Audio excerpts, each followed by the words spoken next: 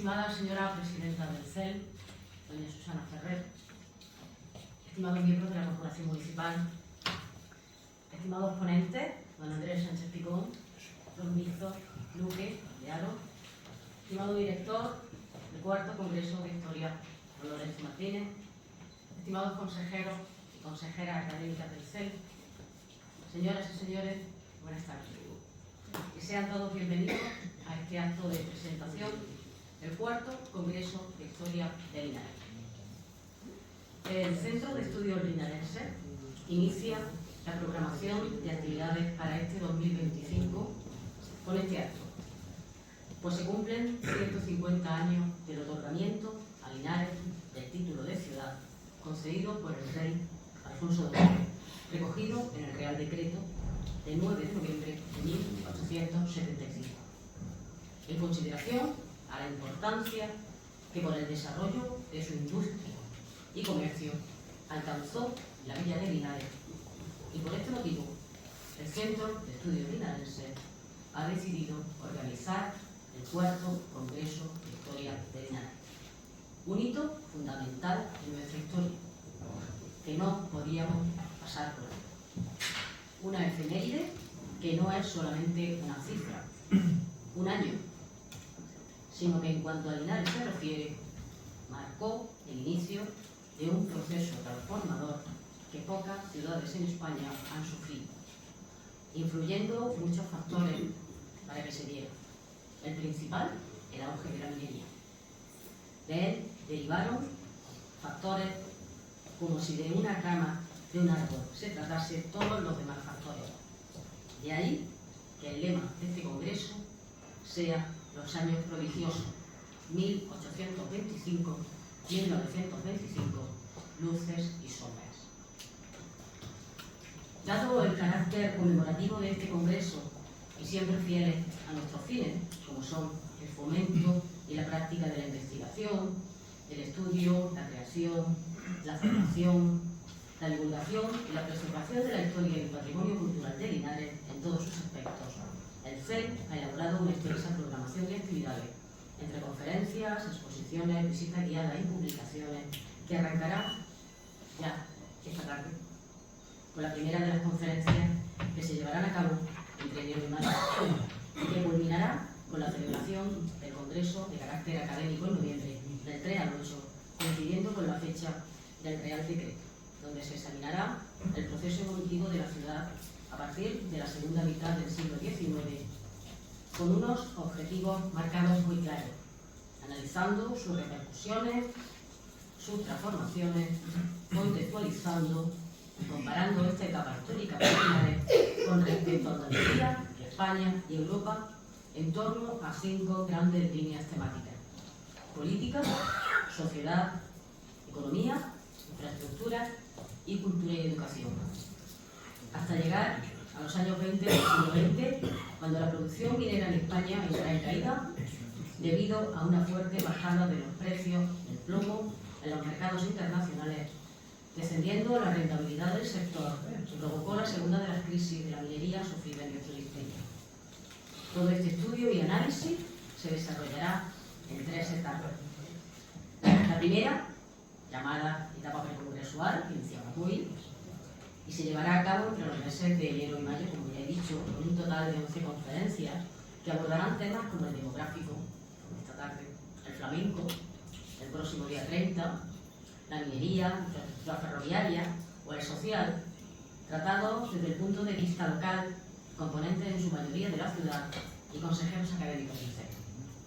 La segunda etapa, denominada Contexto Histórico, España durante el siglo XIX, será el prólogo del Congreso y se celebrará entre el 1 y 5 de octubre con 3 conferencias y una exposición de pintura y grabado a cargo del artista linarense Ángeles Conde. La tercera y última, en la que celebraremos el Congreso propiamente dicho, del 3 al 8 de noviembre, con una conferencia inaugural, 4 ponencias y una conferencia de clausura. La organización de esta extensa programación ha recaído en manos del comité organizador del Cuarto Congreso de Historia, creado a tal efecto, que está formado por 15 consejeros académicos del CEL, entre residentes y no residentes, que han dado lo mejor de sí mismos desde la primera reunión celebrada el pasado 21 de marzo para que este congreso sea un éxito. En cuanto a participación de la ciudadanía, como alcanzar y superar los objetivos marcados se refiere. De ahí que los destinatarios sean ponentes y comunicantes, miembros del CEL, estudiantes y, por supuesto, todo aquel que, dado su interés, quiera asistir. Para nosotros, el CEL, este será el cuarto congreso que hemos organizado. Nos preceden la celebración del primer congreso de corte generalista en 2008, entre cuyas conclusiones planteadas surgió la creación del CEL. En 2010 celebramos el Congreso Nacional de Miguel Hernández, Memoria Humana y Poética. El segundo Congreso de Historia, celebrado en 2015, tuvo como motivo el 450 aniversario de la concesión del título de villa y excepción jurisdiccional respecto a Baeza, 1565, por Felipe II. Y el tercer Congreso de Historia, que celebramos en 2022, dedicado a la música y la danza en el aire. Es necesario considerar, en cuanto al sector primario se refiere, la minería, que el 29 de diciembre de 1868 se promulga la Ley de Minas, que liberaliza el sector y provoca que las grandes compañías de plomo, sociedades y empresas capitalistas como Arrayanes, de Linares Lee, La Fortuna, Alamillos, Stolberg y Westfalia, Thomas Owen, Hasselblad o las fundiciones de La Tortilla o San Luis se instalen en Linares. Unido a la implantación de las primeras máquinas de vapor para el desagüe y extracción, propician que este sector primario alcance unas cotas jamás vistas en Linares. Este desarrollo minero y metalúrgico, que comenzó a finales del 19, conllevó la implantación de 6 estaciones férreas en el término de Linares, gracias a la Ley de Ferrocarriles Españoles de 6 de junio de 1855. 4 de ellas, origen y término, en el seno de la propia ciudad: Estación de Linares, Almería, La Zarzuela y la de Vía Estrecha, Arroyo. 12 pasos, Badollano, Linares, Baeza en Palo, amén de una línea tranviaria en funcionamiento desde 1904. Será pues la revolución industrial, con sus empresas, transporte, trabajo, hombres, niños, mujeres y capital, la que propicie, a través de la transformación y distribución del cobre, plomo y plata, que se diseñe en 1875 el plan de ensanche de la ciudad, transformando un pequeño arrabal medieval renacentista en una gran ciudad. Surgen barrios residenciales, de calles rectas y racionales, con casas amplias y lujosas, con mármoles y sillares para los ricos capitales. Surgen corralas y patios, de blanqueado adobe, donde se hacinan como hormigas los que van a trabajar. Se construyen parques, paseos y plazas, con jardines evocadores para el disfrute de los ciudadanos. Esta etapa son las construcciones de edificios modernistas tan conocidos por todos en nuestra ciudad, como el Monte de Piedad y Caja de Ahorros de Linares en 1892, el Mercado de Santiago en 1906, el Liceo Cultural en 1893, la Estación de Almería en 1904, el Hospital de los Marqueses, inaugurado en 1917, la Estación de Madrid en 1925, o la planificación del Paseo de Linarejo en 1927. O personalidades de la talla de Enrique Naranjo de la Garza, Manuel Corral y Mayá, Antonio Conejero, Carlota Renzi, Gonzalo Figueroa, Thomas Owen, los marqueses de Linares, por citar algunos, que dejaron un legado importantísimo para la ciudad. Todo ello, y mucho más, será objeto de estudio y análisis durante todo este largo año de la mano de reconocidos especialistas en cada una de las materias que tratemos. Por último, ya para acabar, me gustaría dar las gracias al excelentísimo Ayuntamiento de Linares y al área de Cultura por su colaboración e inestimable ayuda en la realización de este congreso, además de la Universidad de Jaén, el Círculo Filatélico Numismático de Linares, al pintor y artista linarense don Santiago Tirado por la elaboración del cartel, imagen de este congreso, y a don Antonio Jerez, diseñador del logo conmemorativo. A continuación, paso la palabra a don Lorenzo Martínez Aguilar, director del cuarto Congreso de Historia de Linares. Muchas gracias.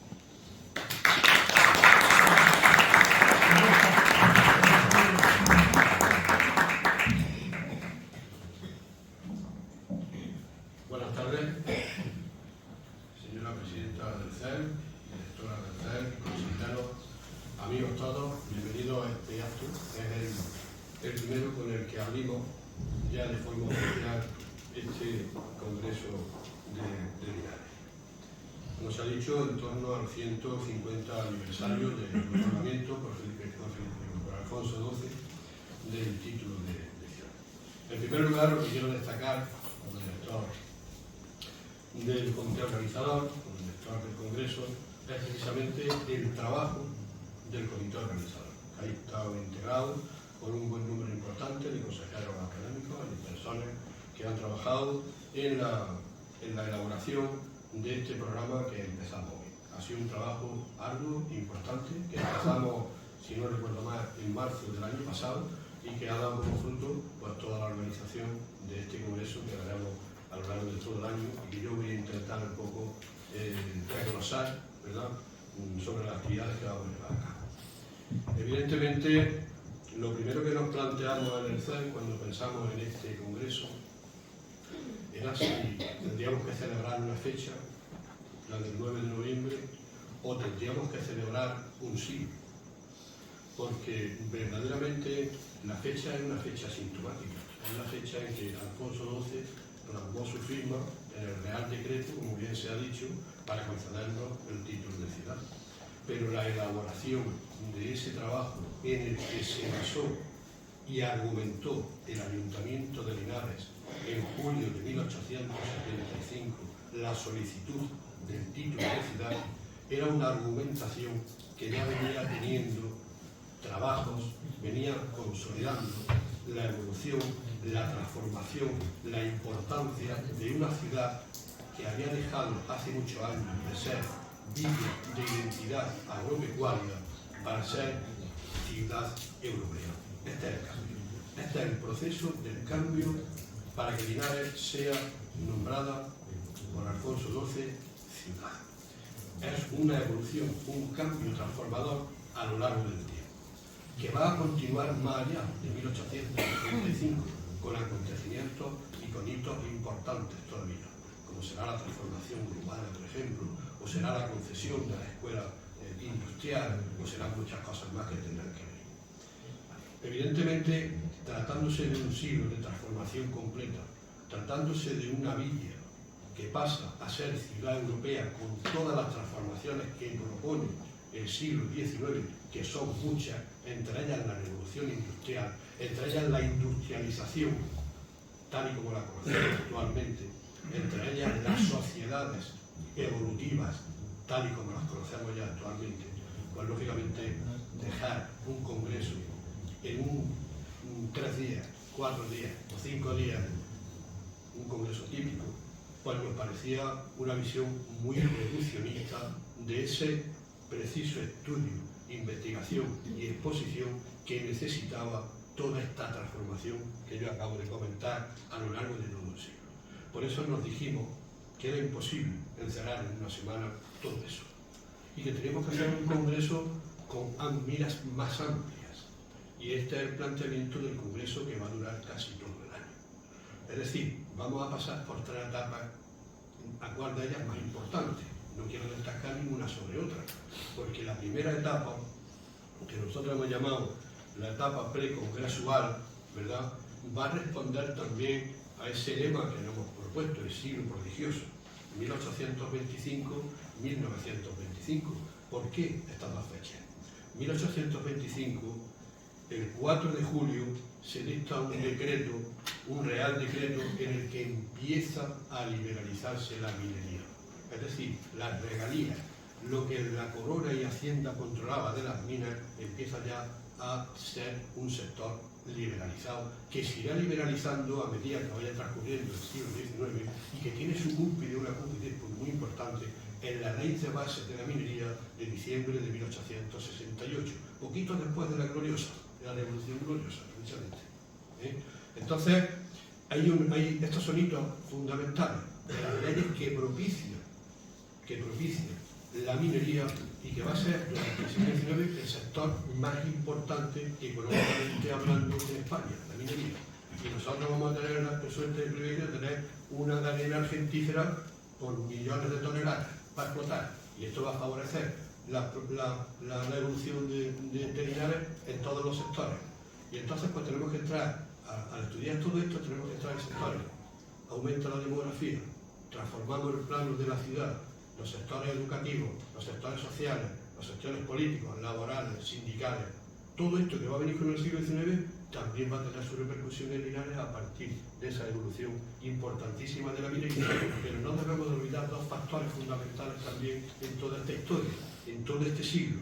Uno es el 6 de junio de 1855, la Ley de Ferrocarriles Españoles.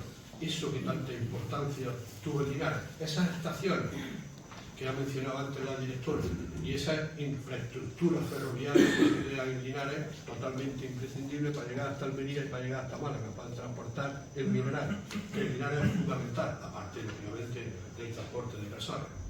Y otra ley fundamental, que se da también el 28 de enero de 1856, que es la Ley de Bancos y Sociedades de Crédito, que va a permitir muy mucho la penetración de sociedades anónimas, de sociedades capitalistas para explotar el terreno, la mina, las comarcas de España y obviamente sean de Linares, pero en España también. Estas son leyes fundamentales, estas son cuestiones fundamentales que van a redundar en todo el proceso evolutivo y transformador de esta vida que yo estoy diciendo. Por eso no nos podíamos quedar en un congreso de una semana, teníamos que estudiar todo esto. Y en esta línea, la primera etapa del congreso, hemos planteado que sea desde enero a mayo y que va a tener 12 conferencias en las que vamos a abordar Linares en sí mismo, en su propio jugo. Desde el punto de vista, hoy nos van a hablar de las cadenas migratorias que hubo en el boom minero de Linares, esa transferencia, ese cambio con otro sector, con otras comarcas igualmente mineras, especialmente de Andalucía, ¿no? Pero tendremos que abordar también el flamenco, nuestra señal de identidad, la taranta que aparece en esta época. Tendremos que abordar la transformación del espacio urbano en Linares con el plan de ensanche, por ejemplo. Tendremos que abordar la recepción, por ejemplo, que llega con la comunidad inglesa, que es la iglesia evangélica cristiana, ¿verdad? También tendremos que ver eso. Haremos una visita al cementerio inglés, ¿no? Tendremos también que ver el reto de la seguridad y el orden público, porque con esa dimensión o esa sobredimensión demográfica que se nos viene encima, pues también hay problemas de orden público, hay problemas también, lógicamente, de seguridad. Tendremos que abordar la tauromaquia, en Linares también un sector importante de nuestro costumbrismo, obviamente la minería, obviamente las fundiciones con ese valor añadido del metal, que tanta importancia y estratégica estuvieron en Linares y en España, obviamente. Tendremos que abordar también la arquitectura y la vanguardia, y tendremos que abordar el modernismo que recepciona Linares y que todavía existe en muchos de los edificios. Y tendremos que abordar, por ejemplo, el nacimiento de Pedro Poveda en esta época, donde se cuaja ya la institución teresiana que ahora tiene dimensiones internacionales. Todo esto es Linares, y tendremos que abordar el ferrocarril. Entonces, todos estos temas no podríamos hacerlo en una semana. La segunda parte del Congreso nos tendremos que remitir, tras el paréntesis del verano, tendremos que descansar un poquito a esa etapa que es el contexto histórico de España durante el siglo XIX. Pensamos que Linares no es una zona estanca ni algo aislado en el panorama español, sino que está dentro de ese contexto histórico de España y de los cambios que se van dando. Entonces tendremos 3 conferencias de Francisco Portillo Fres, tendremos una conferencia también de Cristóbal Casado y de Juan Parrilla sobre este contexto que yo estoy comentando. Y en este momento también tendremos algunas exposiciones que ahora después pasaré a la tarde, porque también tendremos actividades complementarias. Y luego ya la semana congresual pura y dura del 3 de noviembre hasta el 8 de noviembre, en la cual tendremos 2 conferencias, una inaugural, otra de cierre y 4 ponencias con destacados profesores como don Andrés Sánchez Picón, que repetirá, lo tenemos aquí esta tarde, pero repetirá en noviembre. Tendremos también a don Santiago Jaén Villa, de la Universidad de Jaén. Tendremos también a don Domingo Cuellar, de la Universidad Juan Carlos de Madrid.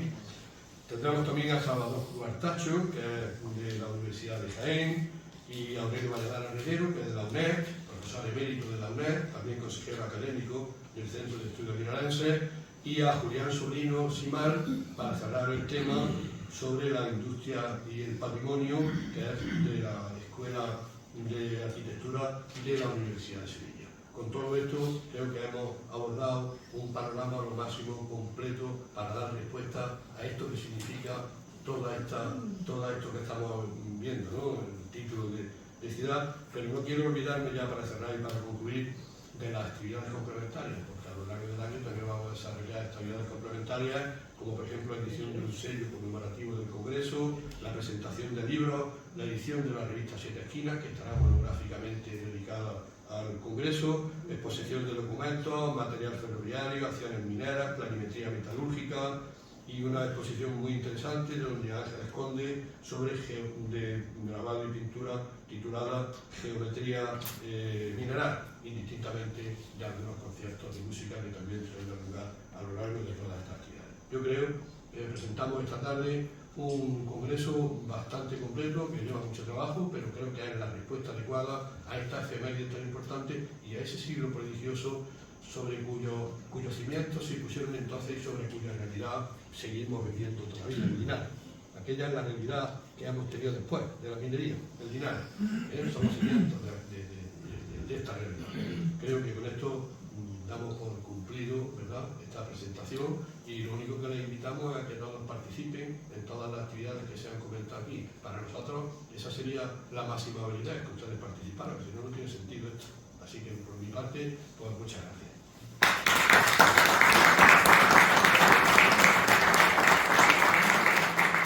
Y damos paso a Cristóbal Casado, que presentará ya la primera conferencia, y a nuestros conferenciantes que ya nos acompañan aquí hoy y esta tarde. Gracias. Cristóbal.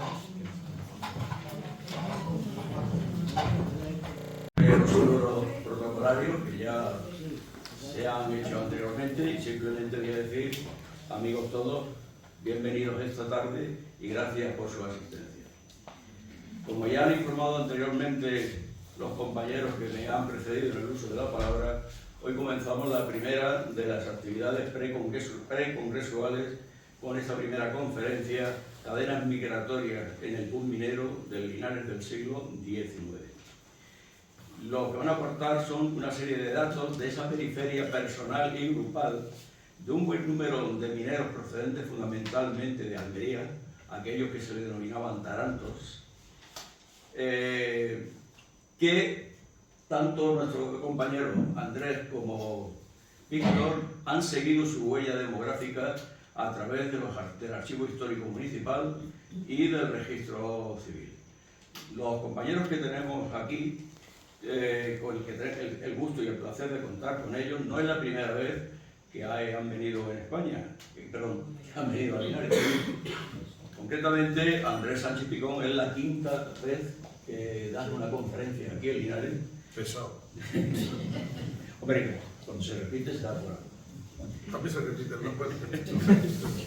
Vino la primera vez en el año 1991 en una jornada organizada por el entonces incipiente Proyecto Arrayanes, que era una jornada dedicada a la minería andaluza. Tú, lógicamente, hablaste de la minería almeriense, y además pudimos contar con la presencia del pope de la historia económica, Antonio Miguel Bernal, Que en paz descanse. que en paz descanse. Y también quiero decir una cosa, que eso es una anécdota que prácticamente nadie sabe. Aquí mismo, en esta sala, tuvimos el honor de recibir en una conferencia que prácticamente pasó desapercibida a Jordi Nadal. A Jordi Nadal, que es el maestro de toda esta generación de historiadores económicos. Y además fue una cosa muy precipitada, me avisaron a mí en el instituto, esto es una anécdota. De un día para otro, y digo, ¿a quién llevamos? Pues ¿sabes quién salvó a la conferencia de Jordi Nadal? Los alumnos del instituto, a los que llevé voluntariamente, entre comillas, a quienes asistieran a este acto. Nadal estaba cómodo con gente joven, ¿eh? Eso era... Bueno, pues hoy estamos en el mismo sitio donde estas dos personalidades han hablado. En el 2001 viniste a las jornadas de Hespérides para hablar del patrimonio minero andaluz, en el 2009, en una actividad organizada por el Centro de Profesores y por el Instituto, viniste también para hablar de patrimonio minero andaluz. Y por última vez, en el año 2016, estuviste aquí presentando la revista nuestra de Siete Esquinas, sobre lo que nosotros denominábamos, segundo el proyecto Naranjo número 2, en realidad era relacionado con los ferrocarriles y demás. Y hoy te tenemos aquí. Pero Víctor Luque quizás sea menos conocido como entre nosotros, pero quizás haya venido muchas más veces que Andrés, pero a una labor callada de meterse en el archivo histórico y también en el registro civil para dar los datos que van a exponer ellos aquí esta tarde. Y ahora me voy a centrar ya en brevísimo, porque el currículum es demasiado extenso, de las personas que tenemos aquí. Víctor Luque de Haro es doctor de Economía por la Universidad de Almería, es profesor de Historia e Instituciones Económicas también de la misma universidad, forma el grupo de trabajo de los proyectos financiados por el Ministerio de Ciencia e Innovación, Epidemias, Estado y Desigualdades Socioeconómicas, Predictibilidad y Perdurabilidad, siglos XIX y XX. Un poquito largo. Habla sobre todo de la mortalidad, de las epidemias y además una de sus líneas de trabajo, además de la historia económica, es la demografía histórica, el desarrollo económico y, como he dicho anteriormente, la desigualdad. En algunas publicaciones recientes que están en inglés, y no sé si me voy a atrever a traducir correctamente, algo así como desigualdad social en la mortalidad adulto en Europa entre los siglos XVIII y XXI. También estatus socioeconómico y mortalidad adulta en el West, supongo que será en Occidente, y no solamente en el Oeste, desde el siglo XVIII también hasta el presente. Y luego, juntamente con Sánchez Picón, esto ya en castellano, Desigualdades ante la muerte, un estudio de caso en el sur de España, 1850-1950, la revista Vínculos de Historia. Y conjuntamente con un tercer autor, García Gómez, ha publicado ya en el año 21 Epidemia, Economía Atlántica y Aprendizaje Social, la fiebre amarilla en España, investigaciones de historia económica. Y pasamos ahora a Andrés Sánchez Picón, doctor en Historia por la Universidad de Granada, catedrático de Historia Económica de la Universidad de Almería, ha dirigido varios proyectos nacionales de investigación, ha dirigido más de 10 tesis doctorales, imparte docencia en la Facultad de la Universidad de Almería de Ciencias Económicas y Empresariales sobre temas de historia económica, pero también de otros relacionados, y es un especialista en la minería. Ha dado clases máster, clases magistrales, y ha dirigido clases de posgrado en la Universidad Complutense de Madrid, en la Universidad de Barcelona, la Universidad de Jaén, la Universidad de Sucre en Bolivia, la Universidad de Sevilla, tanto en la propia Universidad de Sevilla como la de Pablo de Olavide, la Universidad de Granada, en Buenos Aires, etcétera, etcétera. Sus líneas de investigación abarcan ámbitos como la historia económica, la historia del medio ambiente, la historia industrial, las relaciones históricas y económicas entre las dos orillas mediterráneas, el patrimonio industrial, etcétera, etcétera. Yo creo que esto es un simple bosquejo. Pues bien, hoy tenemos la suerte de contar con ellos. Yo me voy a permitir, vosotros y vosotros, que me bajen para verla, y luego volveré porque si nos dará, si nos dice tiempo, porque eso sí tenemos un límite que son las 8 de la tarde, iniciaremos un coloquio con vosotros dos y quien quiera participar. Así que... Muy bien, muchas gracias. Al favor.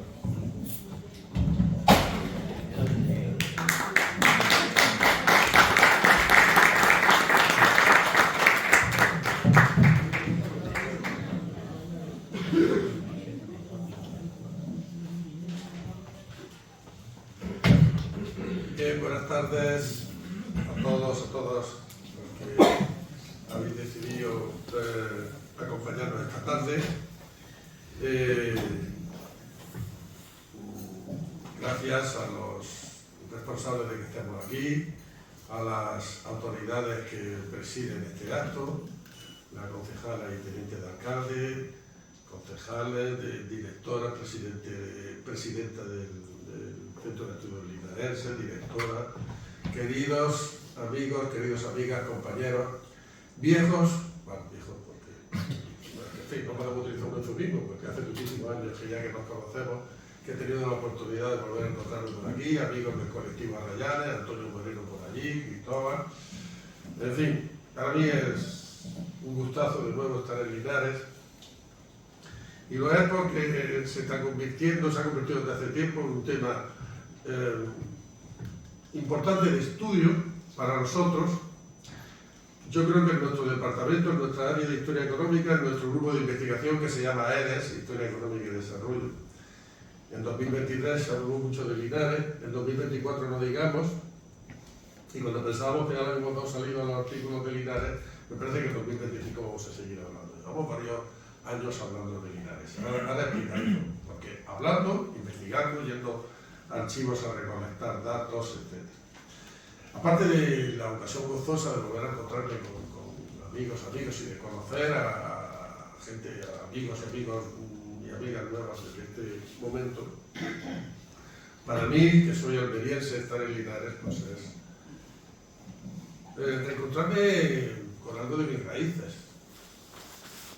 porque yo desciendo de Tarantos.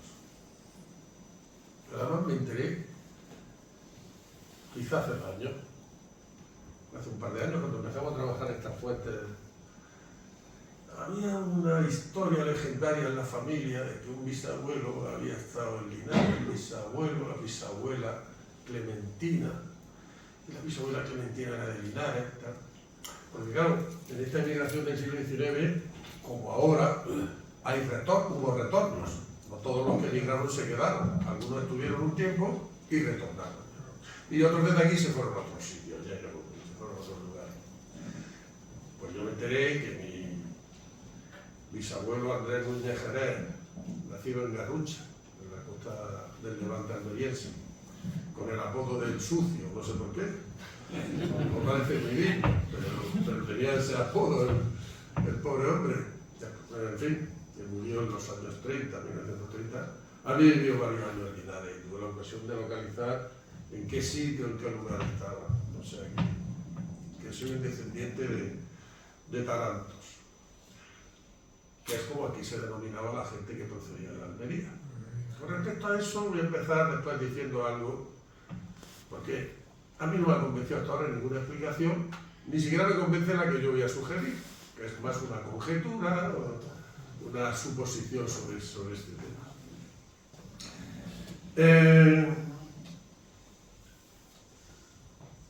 Linares, y el estudio del caso de Linares, es muy significativo, no ya para los que nos estamos conociendo, o como vosotros, en la propia historia de Linares, sino que es un caso muy importante y muy significativo para entender procesos fundamentales en la historia económica española y europea.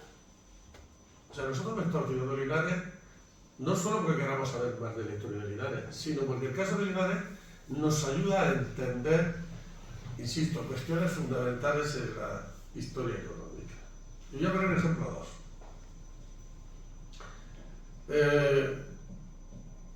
Una de las corrientes más desarrolladas en la historia económica mundial en los últimos 25 o 30 años es la llamada geografía económica.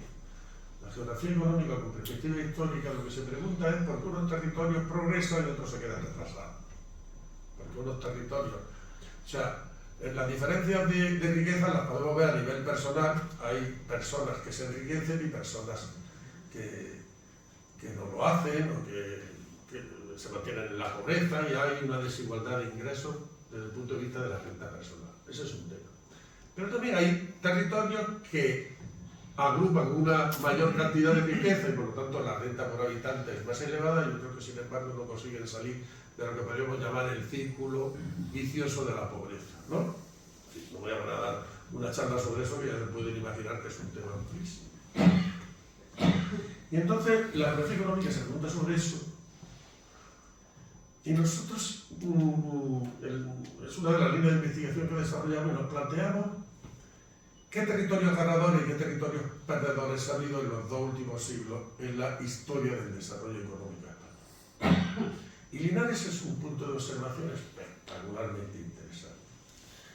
Yo no voy a extender mucho por esto porque lo que estoy haciendo es una especie de tráiler de lo que en la conferencia inaugural de noviembre desarrollaré. Hablaré de historia económica de Linares en un contexto andaluz y en un contexto español y europeo. Y reflexionaré con más amplitud sobre esto. Pero quiero justificar por qué desde la Universidad de Almería, de nuestro grupo de investigación, nos hemos fijado en Linares. Nosotros vivimos en una tierra que tiene una peculiar renta de localización.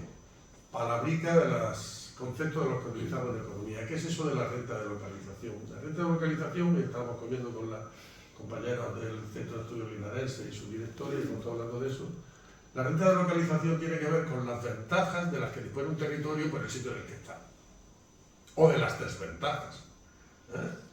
Si estás en Mongolia, en el interior de un continente, en un desierto rodeado de enormemente despoblado, sin ríos y vías de comunicación, el desarrollo económico son factores retardatarios, son obstáculos que, bueno, a lo mejor encuentras una bolsa de petróleo y te cambia la renta de localización, porque una de las cosas interesantes es que la renta de localización, a lo que tiene que ver con la geografía, no es una condena eterna. Cambia a lo largo de la historia, eso es una cosa interesante. ¿Cómo es posible? Si un territorio es una isla, va a ser siempre una isla, sí, pero puede estar en una red de transporte marítimo o no, o fuera de esa red. Porque se pueden activar ventajas o se pueden desactivar. Y pensando en eso, y en la historia minera del sureste y de Linares, yo creo que hay aquí buenos ejemplos de rentas de localización cambiantes. Normalmente se habla de que 1868, la ley minera 1668, la llegada de capital extranjero, Sodwich, la tortilla, Pozo Ancho, la tecnología del vapor, los modelos Cornualles implantándose aquí como prácticamente el año cero o el año 1 del boom minero linarense. Y seguramente es así. Pero Linares ya tenía una larguísima historia minera antes del capital extranjero, antes de las máquinas de vapor. No voy a remontar a Cástulo ni a la minería romana, que también. Pero probablemente en el siglo XVII y XVIII ya había una cierta actividad minera. Linares es una población de 6.000, 7.000 habitantes antes del boom minero. Que se va a multiplicar hasta 36, multiplicándose por 6 en 20 años. Caso inédito en la España del siglo XIX. Caso, no hay ninguna ciudad que multiplique su población en 20 años por un factor 6 como lo hizo Linares. Cosa extraordinaria. Pero no era Allende la Encina, en Guadalajara, donde se descubre una mina de plata, en un sitio donde antes no había nada. Aquí había una población, villa, de 6.000 habitantes, con una empresa pública o estatal dedicada a la obtención de plomo, que era Rayanes, y con una tradición antigua, ¿no? Y que conocemos peor que la etapa posterior, desde el punto de vista empresarial, desde el punto de vista productivo. Yo trataré de decir eso en los libros, ¿no? Pero claro, esta minería entra en declive hacia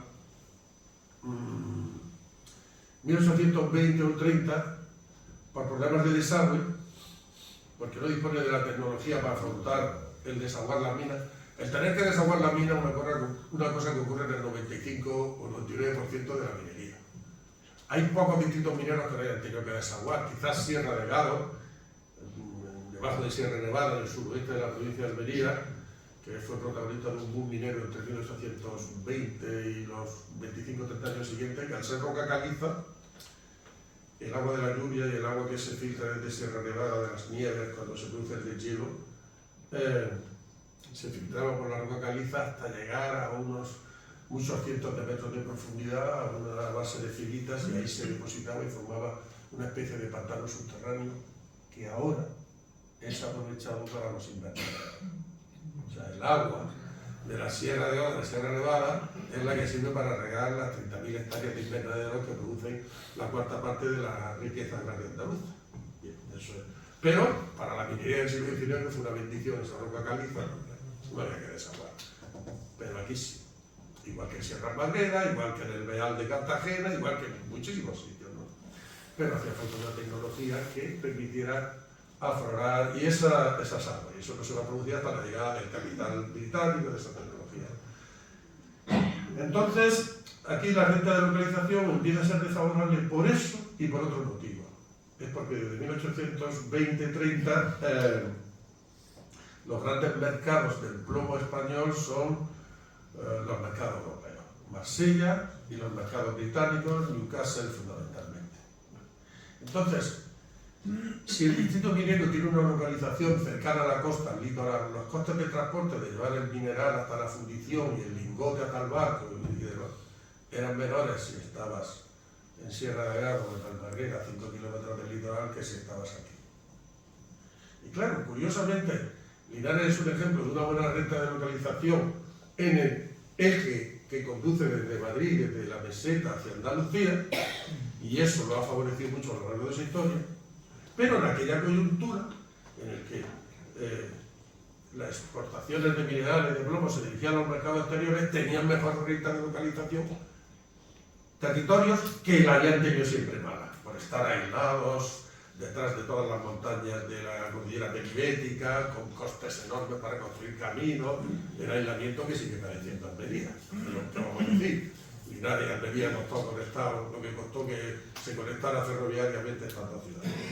Entonces, quiero decir, no voy a desarrollar mucho esto ahora porque insisto, esto es un spoiler, como se dice ahora, de cosas que hablaré en noviembre. Pero sí quiero decir que Linares para nosotros es un ejemplo de rentas de localización que se activan y que se desactivan, como luces que se encienden y se apagan, se encienden y se apagan. Esta es una reflexión pertinente para Linares 2025, creo. Y si hablamos del ferrocarril, más. Se entiende y se apaga. Estas cosas, la historia económica, si sirve para algo no de entretenimiento de los que somos historiadores, sino también que aporte elementos de reflexión para entender nuestra realidad actual. Yo insisto, intentaré llevar esto en mi charla de noviembre. Pero luego otro tema presente muy importante, aparte de la geografía económica, es el tema del movimiento migratorio. El CSIC, el Centro de Estudios Sociológicos que hace encuestas y prospecciones electorales de aquella manera y tal, pero en el último estudio resulta que la opinión pública española considera que las migraciones son un problema fundamental.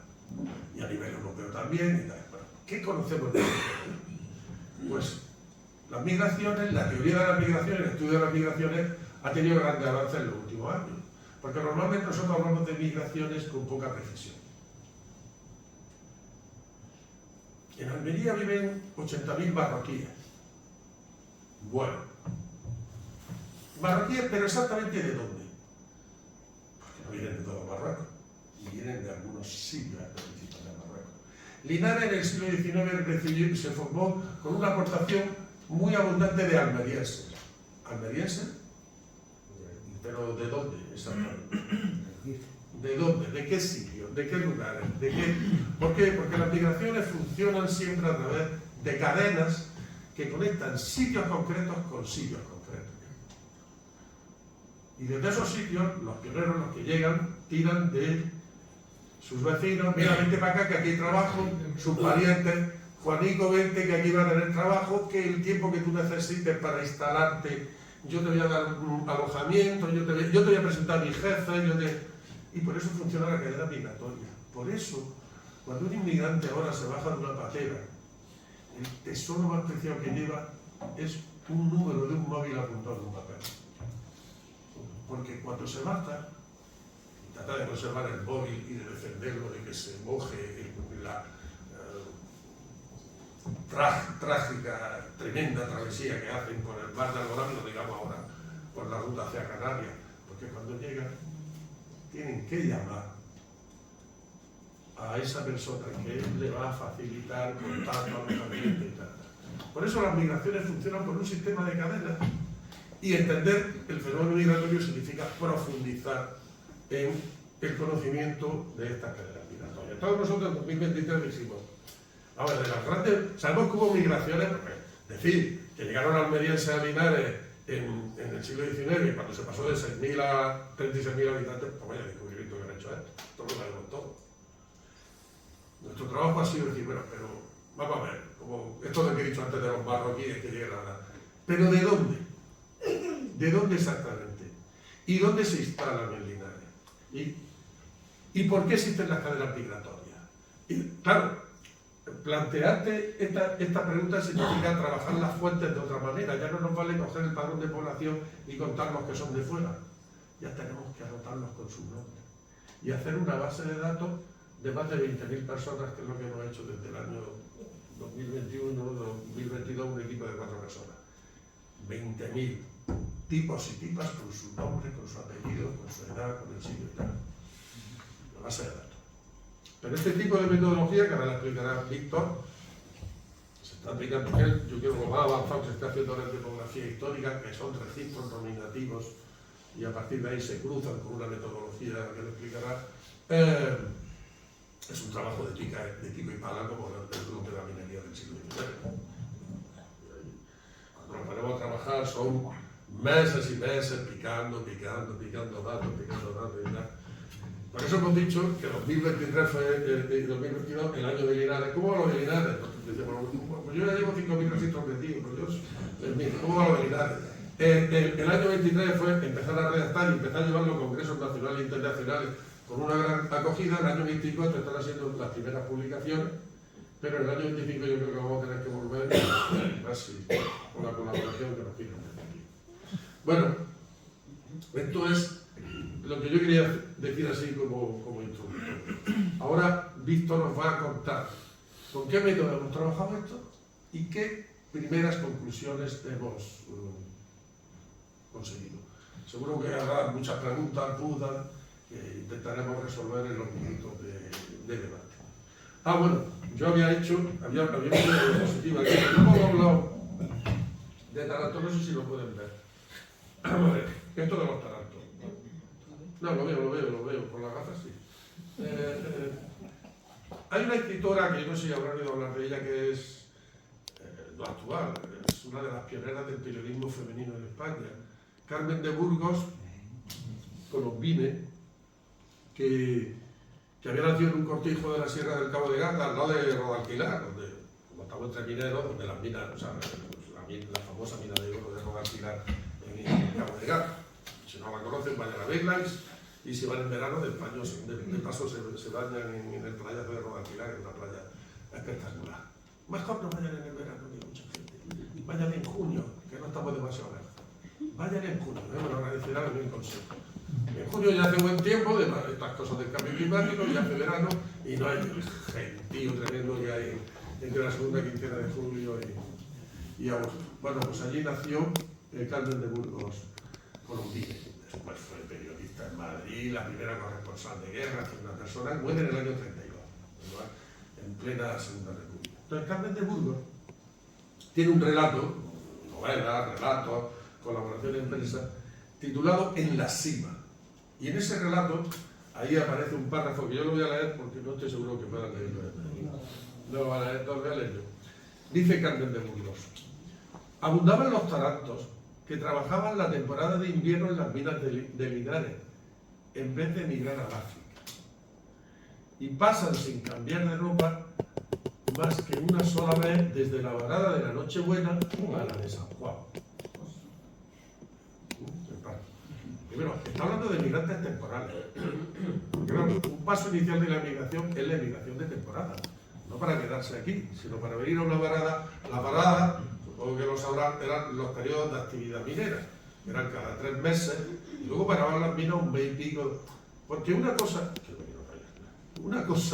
importante es que tengan ustedes la idea de que en el siglo XIX el funcionamiento de las empresas mineras y de las relaciones laborales en el ámbito de la minería eran todavía muy arcaicas. No estaba implantada todavía la disciplina fabril. La disciplina fabril es que tú trabajas 11 meses al año y entras a trabajar a las 8 y te vas a tal hora. No. Había paradas frecuentes, a veces había dificultades para retener a la mano de obra, y cuando en el verano llegaba la época de segar los cereales, muchos abandonaban las minas y se iban a segar porque los jornales eran mayores que en la propia minería. Entonces, Carmen de Burgh está hablando de algo de finales del siglo XIX, de lo que ella recuerda de su infancia, y entonces, estos jornaleros iban a recoger esparto a Argelia, francesa, venían en la varada de invierno a las minas de Linares y iban y venían de un sitio a otro. Venían con su petatillo al hombro y con la muda limpia, y salían con la muda sucia para sus casas, cubierto el cuerpo de una corteza de tierra y sudor. La falta de agua hacía más penosa la miseria de Linares, la ciudad rica que producía tantos tesoros. Y los nombra al principio como los tarantos. ¿Cuál es mi opinión sobre esa denominación? Yo no lo tengo claro, pero lo que digo es lo que me encuentro. Me encuentro citas como esta. Y luego de una época anterior, de 1850, 60, 70, de la época del gran boom minero de Linares, uno se encuentra con frecuencia edictos judiciales en los que el juez de primera instancia e instrucción de Linares está reclamando la detención de un quinto que no se ha incorporado al ejército, o de alguien que ha tenido un delito de riña y tal, y dice fulanito de tal alias Taranto. Y cada vez que aparece ese mote de Taranto dice natural de Enís, natural de Dalías, natural de Tabernas, todas poblaciones almerienses.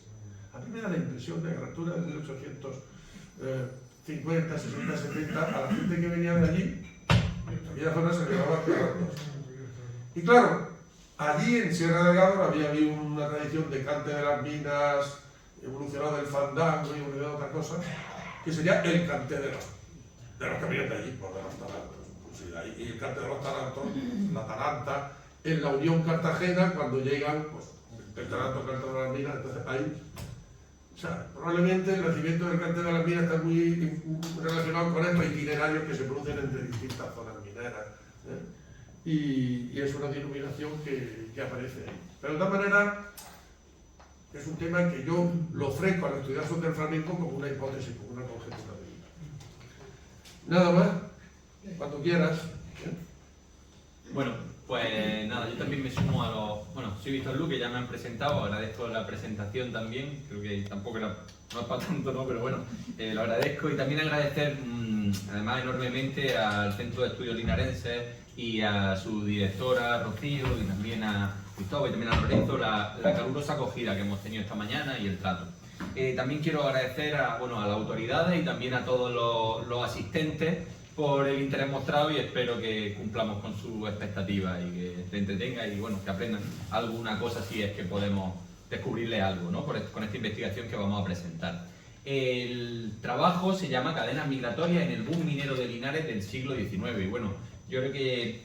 también quería decir que para mí es un honor primero compartir la sesión o la ponencia con el profesor Andrés Sánchez Picón y luego también actuar en esta jornada inaugural de este ciclo de conferencias y de esta cantidad de actos tan interesantes que se van a celebrar durante este año.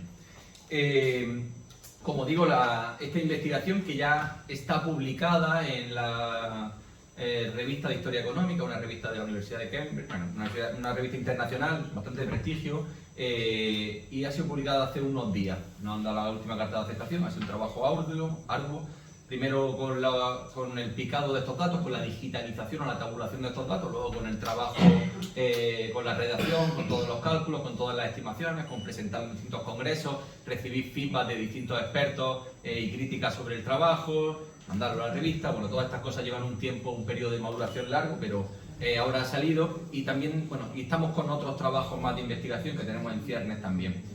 Este trabajo lo hemos hecho entre 4 autores, como dijo antes el profesor Andrés Sánchez Picón, nosotros dos, junto con Mari Carmen Pérez Arte y María José Mora Mayoral. Bien, bueno, esta no es la primera... Bueno, me voy a apoyar en las diapositivas, pero voy a intentar que no sean necesarias del todo, porque entiendo que la mayoría no la logran ver con detalle.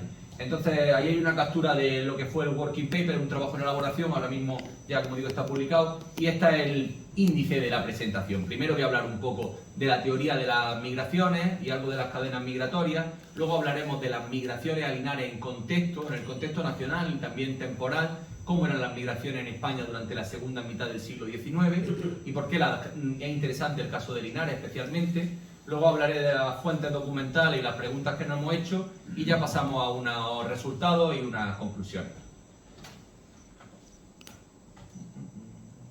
A ver. Este ordenador está peleón. Vale, las cadenas migratorias y antecedentes teóricos. Bien. Bueno, uno de los primeros teóricos de las migraciones fue Ravestein. No me voy a detener y no me quiero concentrar en muchos detalles muy académicos y quizás demasiado arduos para este tipo de comunicaciones. Pero bueno, señalar que este autor ya en el siglo XIX, hablando sobre los motivos de las migraciones, destacaba algunas cuestiones que, bueno, yo creo que parecen bastante lógicas y que tienen bastante sentido y que siguen funcionando hoy en día. Por ejemplo, señalaba que hay una relación entre la intensidad migratoria, entre la cantidad de gente que migra a un lugar y la distancia a ese lugar. Como yo creo que es lógico, si nosotros conocemos que hay oportunidades económicas o de desarrollo personal o profesional en dos lugares, pues cogeríamos aquel que nos pilla más cerca, no nos vamos a ir a Australia si hay el mismo trabajo que hay en Úbeda, por ejemplo, ¿no? Pues si tengo una plaza en Úbeda, pues probablemente desde aquí a Linares preferiría irme a Úbeda, no sé, es que me encantan los canguros, no lo sé, ¿no? Luego también señala este autor que hay una distinta propensión a migrar y que las migraciones se daban más desde las zonas rurales a las zonas urbanas que lo contrario, de las zonas urbanas a las zonas rurales. También hablaba que, bueno, pues que el desarrollo de los medios de transporte favorece las migraciones y que las grandes ciudades crecían sobre todo por efecto de las migraciones, más por efecto de las migraciones que por el crecimiento natural de la población. El crecimiento natural o vegetativo de la población es la diferencia entre los nacimientos y las defunciones, ¿vale? Este autor, estudiando el caso de Londres en concreto, señalaba que el crecimiento natural de Londres durante muchas décadas, casi más de un siglo, fue negativo. Y como todos sabemos, Londres no desapareció, sino que cada vez fue haciéndose más grande y con más población. ¿Por qué? Porque tiene un influjo de población muy importante de distintas zonas, ¿no? De las zonas circundantes, de toda Inglaterra. ¿Y por qué el crecimiento vegetativo era negativo? Pues este es otro tema muy interesante, que también lo hemos estudiado para el caso de Linares, y es por la urban penalty, por la penalización urbana. Hoy no me voy a detener en ello. Ya aprovecho así, por si me quieren invitar para otra, como Andrés, y voy sumando. No, no voy a hablar de eso, bueno, entonces como Andrés, no me lo quites. como Andrés hablará de eso ya es suficiente. Bien. Bueno, entonces lo que quería decir es eso, que también es otra cuestión que hemos estudiado, y el informe Naranjo también ha hablado un poco de estas cuestiones, ¿no? De estas externalidades negativas o de estos problemas ambientales que se generaron con la minería y también con esta llegada masiva de población, con el hacinamiento que se ocasionó, con las malas condiciones en las que vivían parte de los trabajadores, en algunos barrios en concreto, etcétera, y que aumentaba la mortalidad, ¿no? Bien, bueno. Vale. Bien, siguiendo con la teoría de las migraciones, bueno, pues voy a ir un poco más rápido. Hay factores de expulsión y factores de atracción. Esto también es algo bastante lógico, ¿no? Factores de expulsión, que haya mucho desempleo en la zona. Factores que expulsan a la población de sus zonas de origen. Que haya mucho desempleo, que haya muy bajos salarios, que haya problemas políticos o persecuciones, que haya una elevada presión demográfica. Y lo contrario sucede con los factores de atracción. ¿Qué te atrae a un lugar? Pues elevados salarios, libertades políticas, una expectativa de mejor nivel de vida, oportunidades laborales, etc. Bien. Nosotros, además de estos factores que parecen como un poco deterministas, ¿no? Si el salario es un poco más alto, pues me voy a aquel lado. También nos hemos nutrido de otra teoría, que es la teoría de las cadenas migratorias. Según McDonald, estas cadenas migratorias podrían definirse como el mecanismo mediante el cual los futuros migrantes toman conciencia de las oportunidades, son eventualmente provistos de medios de transporte y obtienen sus primeros lugares de residencia y empleo por medio de relaciones sociales primarias con emigrantes anteriores. Es decir, serían esa especie de lazos invisibles e informales que unen a los migrantes con sus zonas de origen y que permiten que haya un trasvase de información y también de apoyo que facilita las migraciones, que reduce los costes de información, que reduce la incertidumbre y que favorece estos movimientos de personas, ¿no? Entonces, bueno, es una fórmula que favorece la cooperación y no la competencia entre migrantes y, como hemos dicho, cooperan en dos ámbitos fundamentales: la búsqueda de vivienda y la búsqueda de empleo. También habrá otros, como un apoyo emocional, etc., ¿no? Bien. Estas migraciones, y yo creo que esto es algo también razonable, son más útiles cuanto más incertidumbre hay. Estas cadenas migratorias, y por eso se han solido estudiar más en las migraciones internacionales.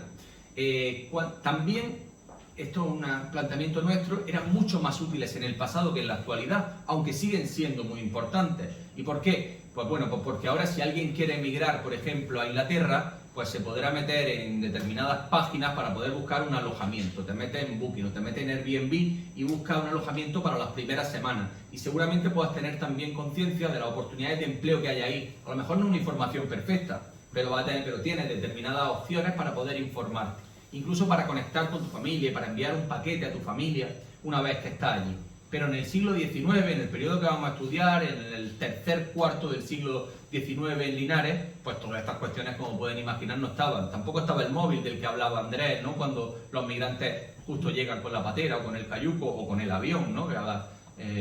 Entonces, estas cadenas migratorias se volvían como algo esencial y fueron fundamentales para estos movimientos, ¿no? Como hemos estudiado y como hemos comprobado. La mayoría, como hemos dicho, de los estudios que han analizado las cadenas no lo han analizado a nivel contemporáneo, porque las cadenas migratorias, muchas veces estos estudios se han basado en encuestas a los migrantes. Claro, es imposible ahora mismo entrevistar a los migrantes de Linares del 1870, ¿no? Luego también, bueno, pues porque hay una mayor abundancia de fuentes documentales en la actualidad. Sin embargo, la riqueza documental que tiene el archivo de Linares nos ha permitido, bueno, pues hacer este estudio, no con encuestas, pero sí atendiendo a una fuente principal, que es el padrón de 1873. Ahora les explicaré esto. Las migraciones a Linares en contexto.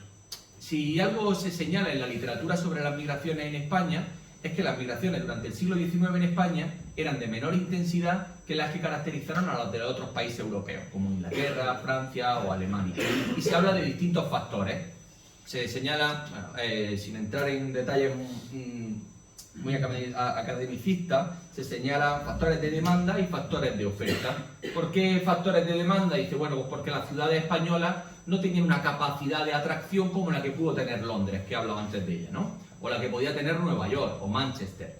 Luego, por otra parte, porque la demanda temporal del trabajo agrícola, de la que también ha hablado Andrés, esta siega o esta recoger la aceituna o estas distintas tareas agrícolas demandaban a la población durante unos periodos y permitían completar las rentas familiares. Estas migraciones temporales permitían obtener unos jornales que luego llegabas a casa y tirabas con ellos y completabas pues, con los mecanismos de supervivencia que también hubiese en la zona. Y luego también se ha hablado de otros factores de oferta. Por ejemplo, el reducido crecimiento demográfico en España que había en comparación con Inglaterra. España iba por detrás en la transición demográfica, entre otras cosas porque la mortalidad infantil en España todavía era muy elevada y la Inglaterra ya estaba bajando, lo que hacía que el crecimiento de la población española no fuera tan elevado y por tanto no había una presión para salir o una presión por los recursos tan alta. Luego también la falta de desarrollo agrícola, aunque pueda parecer paradójico, retenía a la población, porque cuando no hay tractores hacen falta más brazos para segar. Entonces hacía que hubiera una demanda de trabajo en las zonas que también hacía que la gente pues migrase menos. Luego se habla también de una trampa de pobreza, sobre todo para señalar por qué los andaluces migraron menos en comparación con otras zonas. Y se habla de la trampa de pobreza porque dice hasta para migrar es necesario tener algo. Y cuando tienes muy poco, no solo conocimientos, sino también un poco de recursos económicos, no puedes emprender ese viaje. Pues bien, estas cadenas migratorias permitían reducir algunas de estas cuestiones. En el tema monetario yo creo que ha quedado más o menos claro con la explicación anterior. Y luego también el caso de Linares no es homogeneizable, digamos, a las características generales que había en España, sino que el caso de Linares era excepcional. ¿Y por qué era excepcional? Pues porque la economía de Linares estaba impulsada en gran parte no por la demanda nacional, sino por la demanda internacional de minerales. Este boom económico que se estaba produciendo en los países en el centro de la revolución industrial, en los first comer y los late comer, en Inglaterra, en Francia, en Alemania, estaba haciendo que hubiera una demanda de un mineral que no se explicaba por el desarrollo de España. Sí que España tenía buenas rentas de localización porque estábamos dentro de esa frontera minera en la que era rentable explotar y exportarlo allí. Y luego también porque en el tema, en relación con los factores de oferta, había un conjunto, una bolsa de trabajadores con determinadas habilidades ya adquiridas en otros lugares para la minería que eran fácilmente aprovechables a un coste razonable y que permitió obtener una rentabilidad económica. En relación con esa excepcionalidad de Linares, sobresale este dato. Si nos fijamos aquí, Linares es la columna naranja, lo que hemos representado es el porcentaje de foráneos sobre el total de la población. A partir de este es el censo de 1877. Y lo que se observa es que Linares está en el podio de las ciudades españolas, en el podio, en el top 3 de las ciudades españolas con más foráneos. ¿Cuál es el 1 y el 2? Madrid y Barcelona. Entonces fijémonos a la altura que estaba Linares, o la excepcionalidad o el dinamismo económico que caracterizaba a Linares de esta época para atraer a tanta población de una forma tan intensa en tan pocos años. Aquí he metido otra figura que yo creo que no se ve muy bien con esta...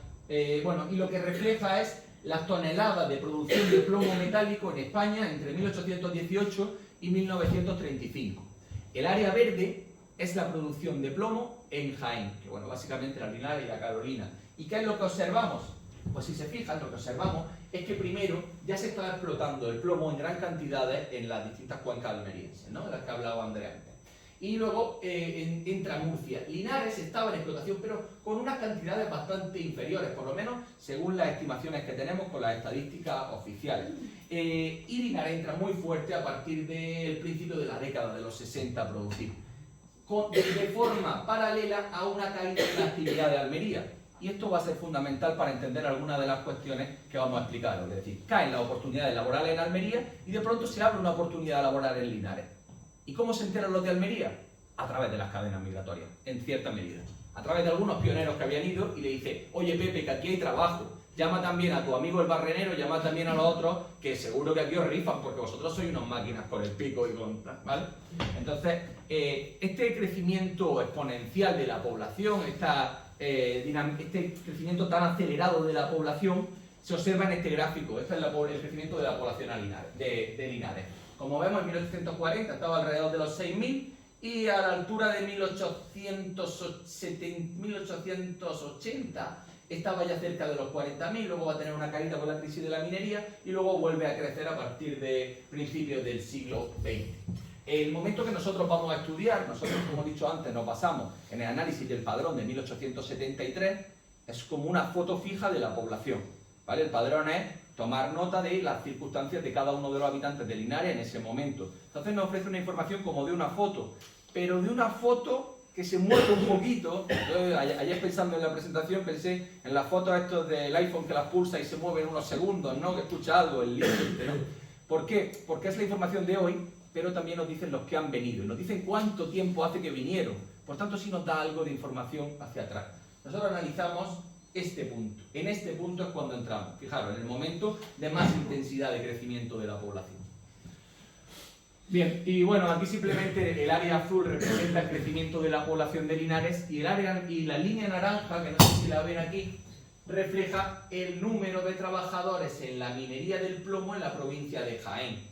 Simplemente he representado esto para que se vea así de forma descriptiva la correlación, es decir, la relación que existe entre una variable y otra, y vemos cómo el crecimiento de la población de Linares, no les descubro nada con esto, venía muy explicado por el crecimiento de las oportunidades laborales en la minería, ¿no? Bien. Bueno, aquí en esta tabla lo que vemos es cómo creció la población por décadas, pero no cuánto creció. Y digo cómo porque desagregamos entre las distintas variables demográficas para ver si el crecimiento era crecimiento natural o vegetativo o era crecimiento derivado de los flujos migratorios. ¿Y qué es lo que observamos? Que Linares era como Londres durante varias décadas. En Linares moría más gente de la que nacía, desde 1851 hasta 1880. El crecimiento natural entre el 51 y el 60 fue de menos 365 personas. En la siguiente década de menos 265. Y en la siguiente de menos 880, pero es que entre el 81 y el 90 murieron 2.633 personas más de las que nacieron en Linares, ¿no? Lo cual nos pone un poco de manifiesto también la situación socioeconómica, el aumento de determinadas enfermedades en determinadas zonas, el aumento de la mortalidad laboral, es decir, que la minería tenía sus luces y tenía sus sombras, trajo un desarrollo económico muy importante, permitió el desarrollo de mucha infraestructura en Linares, trajo mucha riqueza a Linares, pero también a costa de la salud de algunos trabajadores en determinados momentos. Bueno, y entonces, ¿por qué creció la población? Pues si no era por crecimiento vegetativo o natural, era por la aportación de las migraciones. En la década de los 50, 6.000 personas. En la década de los 60, otras 6.000 personas. Y entre el 70 y el 80, casi 17.500. Bien. Como he dicho antes, la fuente principal que vamos a utilizar es el padrón del 73. Voy un poco rápido para que haya... Voy a soltarme algunas cosas para que haya tiempo para el debate. Y aquí tenemos un ejemplo de una familia. He cogido una familia de Almería, ¿no? Bueno, pues porque nosotros somos de Almería también, pero porque era algo representativo, ¿no? Y entonces, ¿qué es lo que vemos? Pues tenemos aquí a Manuel Rodríguez López, con su mujer Consolación López. Y luego está su hija Matilde, Ceselina y Consuelo. Tenemos el año y la fecha de nacimiento de cada uno. El lugar de nacimiento, que eran de Alhama a Almería. El estado civil, si estaba casado o estaba soltero. ¿A qué se dedicaba? Su profesión. Manuel era minero. ¿Dónde vivía? En Linares. ¿Y cuánto tiempo llevaba? Manuel llevaba 4 años en Linares. ¿Cuál era su calle? Y si sabía leer o escribir. Como vemos, la información es muy rica, pero claro, hay que pasarla de esta información escrita a una información tabulada informáticamente para poder tratarla de forma estadística. Bien, bueno, pues las preguntas que nos hacíamos están muy relacionadas con nuestro objeto de estudio, que era la importancia de las cadenas migratorias. Primero, ¿cuáles fueron los determinantes de la migración a Linares? ¿Por qué vino tanta gente y por qué vino de donde vino? Se cumplen los factores ya aducidos por Ravenstein en estas 12 leyes, los factores de la distancia, los factores de las diferencias salariales. ¿Qué efecto tuvieron las cadenas migratorias? ¿Hubo determinada especialización productiva en función del lugar de procedencia? Es decir, ¿se dedicaban más los que venían de determinadas zonas de Almería a determinadas labores y los que venían de determinadas zonas de Ciudad Real a determinadas otras, en promedio? Y luego, ¿dónde vivía esa gente? ¿Hubo una distribución, digamos, aleatoria de la población en el casco, en Linares? ¿O en función de dónde venías, tenías una mayor propensión o había más posibilidad de que fuera determinado barrio? Porque eso también reflejaría el funcionamiento de las cadenas migratorias. Porque si te vas a este barrio seguramente es porque tu primo vive cerca o porque te has ido a casa del amigo de tal y te has quedado ahí unas semanas para poder ir encontrando o adaptándote o integrándote en la ciudad, ¿no? Bien, bueno, pues hemos hecho primero un análisis descriptivo. Aquí lo que he representado son 3 pirámides de población. Ya saben ustedes lo que es una pirámide de población. Ordenamos a la población por su edad y digamos que si es más ancha por la parte baja es porque hay un mayor porcentaje de población joven. Si es más ancha por la parte alta es porque hay un problema de envejecimiento, hay un mayor porcentaje de población adulta o en edad más avanzada, ¿no? Que es lo que pasa ahora mismo en España. Pues bien, lo que observamos es que en Linares había una pirámide que no era tan pirámide, parecía más bien una columna. ¿Y por qué parecía una columna la pirámide de Linares de 1873? Porque los migrantes, como pasaba en ese momento y pasa ahora, suelen venir en edad de trabajar. Y además suelen ser en su mayoría varones. Luego habrá un reagrupamiento familiar. Depende de las tareas o depende de la ocupación, pero en determinados casos hay una mayor propensión a los varones. Aunque también las migraciones de mujeres, sobre todo desde las zonas rurales a las zonas urbanas para tareas asistenciales o para cuidado, de sirvienta y tal, eran bastante frecuentes. Bueno, como decía, lo que vemos es una columna porque las edades de trabajar son casi igual de importantes que los recién nacidos o que las edades más jóvenes. Pero si desagregamos estas pirámides, aquí estaría la pirámide de Linares, que es lo que digo que es una columna, ¿la ven? Vale, pero si desagregamos entre los que habían nacido en Linares y los que venían de fuera, aquí se ve más claramente el porqué de la columna, porque la de los nacidos en Linares sí era una pirámide. Había muchos niños que habían nacido en Linares, muchos niños y muchas niñas, y hay una estructura de edad pues más bien normal, pero fijaros en los migrantes. ¿Había algunos niños? Algunos vinieron con sus padres, acompañados de sus padres seguramente, pero la mayor parte de la población estaba entre los 20, de los migrantes estaba entre los 20 y los 35 o 39 años. ¿Vale? Bien, bueno, y aquí hemos puesto la procedencia de los migrantes, según la provincia de origen. Esta es la escala de observación que suele utilizarse en la mayoría de análisis migratorios, pero para el análisis de las cadenas nos parecía que era una escala insuficiente, porque las cadenas... Yo soy del Ejido y yo no me relaciono con alguien de Huercalovera para hacer una cadena migratoria. No sé si me entiende. Es decir, al final no son las divisiones o las fronteras administrativas las que determinan a la gente con la que te relacionas, sino más bien en la proximidad espacial. Y por eso en ese sentido, en lugar de basarnos en las provincias, considerábamos que era más útil analizarlo bien por municipio o bien por comarca o municipios próximos. ¿vale? Y entonces, de este mapa, en el que se observa que la mayor, este es el porcentaje o el número absoluto de inmigrantes de cada una de las zonas, ¿no? Y vemos que lo que decía Ravestein de la distancia, pues parece que no estaba muy mal apuntado. La mayoría son de Jaén, aunque habrá algunos de Ciudad Real, habrá otros de Albacete, habrá otros de Granada y otros de Almería, y estos otros colores no se aprecian muy bien, ¿vale? Pero también se observa que hay algo de Málaga y que hay bastantes de Murcia también. Bien, y entonces aquí pasamos a los municipios. Ya vemos que estas manchas provinciales no se concentran o no se distribuyen de forma igual por toda la provincia, como decía Andrés. Son de Almería, pero ¿de qué pueblos de Almería? No hubo una migración generalizada de almerienses a Linares, sino que hubo una migración muy concentrada de determinados municipios, que son los que destacan en una zona u otra. Nosotros lo que hemos hecho es pasar de los números absolutos a la intensidad migratoria. ¿Qué es la intensidad migratoria? Voy a tratar de explicarlo rápido. La intensidad migratoria es relacionar el número de personas que había en Linares en ese año con el número de personas que había en el municipio de origen en ese mismo año. ¿Me explico? No es lo mismo que de Granada hubieran venido 100 a que hubieran venido 100 de Albuñol. La intensidad de los de Albuñol es mayor porque había muchas menos personas en Albuñol, ¿no? Aquí he puesto, bueno, algunos de los municipios con mayor número de inmigrantes, he dicho Albuñol porque era uno de los que tenían más intensidad. Vemos que de Baeza había bastante gente también, claro, y de Úbeda, pero porque eran mucho más próximas. Entonces hay factores, todos los factores están influyendo a la vez, ahora veremos, pero lo que refleja, bueno, ahora vamos viendo resultados, es que sí que las cadenas tenían efecto, también el conocimiento de determinadas habilidades profesionales, también los salarios van a tener lo suyo. Y aquí tenemos el mismo mapa de antes, pero en vez de números absolutos, por intensidad. Siento que los de atrás no lo podéis ver muy bien. No se ven los colores que yo estoy viendo ahí en la pantalla. Es que no se ven iguales, pero bueno. O sea, que tú... Bueno, pues Vale, hacer una idea, hay un montón de áreas con más o menos color en función de la intensidad, ¿vale? Bien, entonces a partir de eso lo que hemos definido son seis comarcas, cada una con un color, y hemos analizado el comportamiento de los migrantes de cada una de esas comarcas, que son aquellos lugares que hemos identificado con mayor intensidad migratoria, ¿vale? ¿Cuáles son? Pues tenemos la primera, las montañas de Granada y Almería, luego la altiplanicie del norte de Almería, que estarían en el Levante.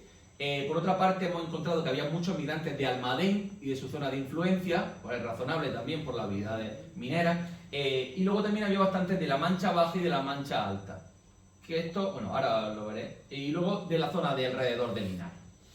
Bien, así a primera vista, observamos, he puesto aquí en estas columnas, no se ve muy bien tampoco, pero aquí tenemos los que venían de las montañas de Almería y de Granada. Aquí los altiplanicies del norte de Almería. Aquí los que eran de Almadén, de la Mancha Baja, de la Mancha Alta. Y en los distintos colores hemos representado el porcentaje de población que se dedicaba a cada una de las principales ocupaciones. Jornalero, minero, propietario y otras ocupaciones. ¿Y qué es lo que vemos? Pues si os fijáis en las columnas, lo primero que se ve es que no todos tienen la misma proporción. ¿Veis? ¿Cuál es el color más que predomina en las tres primeras columnas? El naranja, minero. Los de Almería, los de Granada, los de las montañas de Almería, los de Almadén y los de la altiplanicie eran mineros principalmente. Y en cambio, ¿cuál es el color que predomina en estas dos? El azul. Los que venían de Ciudad Real, los que venían de la Mancha Alta y de la Mancha Baja eran sobre todo jornaleros, o se dedicaban al campo sobre todo. Y en cambio, en Linares, bueno, había bastante de Linares, había bastantes mineros, había menos jornaleros, había bastante resto de profesiones, pero destaca la gris en comparación con la otra. ¿Qué era la gris? Los propietarios. Pues como es lógico, pues había gente aquí que consiguió hacer fortuna, u otros pues tenían una propiedad no tan grande, no solo propietarios de minas, también propietarios de otros distintos negocios, ¿vale? Bien, bueno, pero esto es un análisis descriptivo, ¿no? Esto es que hacemos y calculamos el porcentaje simplemente. Nosotros, bueno, hemos ido más allá y hemos hecho un análisis estadístico algo más avanzado. No quiero aburrirles ni entrar en detalles muy técnicos, pero, bueno, esto no voy a entrar a explicarlo y además es que ni se ve. Entonces prefiero no entrar. Esto es un análisis de Poisson que lo que hace es controlar por otras variables. Es decir, no solo me importa el porcentaje, sino también quiero saber la edad que tenía esa población, porque a lo mejor el porcentaje mayor que sale es porque eran más jóvenes, y no es porque sean de Almería, sino porque son jóvenes. No sé si me explico. Aquí lo que permite es ver, aislar el efecto que tiene cada una de las variables al incluirlas todas en el modelo. Entonces, ¿qué es lo que nos sale? Quizás aquí se ve algo más claro. lo que nos sale en estos modelos es que, efectivamente, había una mayor tendencia a venir de municipios más pequeños. Los municipios de menos de 1000 habitantes solían tener una mayor intensidad migratoria que los que estaban entre 1000 y 10.000, y mucho mayor que las que estaban entre los de más de 10.000, ¿vale? Por tanto, esta ley de Rabetti parece que funciona bien. Luego, si nos fijamos, por ejemplo, en la distancia, vemos que cuando la distancia es mayor, fijaros, veis aquí estaría el 0. Si las columnas van hacia abajo, es porque el efecto de la variable es negativa. Si van hacia arriba, el efecto es positivo. Vemos la distancia hacia abajo. ¿Por qué? Porque a mayor distancia, menor migración. Relación negativa. Y aquí tenemos otras dos. Son variables de control y tienen menos efecto, entonces no me voy a detener. Aquí estas dos que tenemos están relacionadas con las cadenas migratorias. La primera es pioneros en 1851.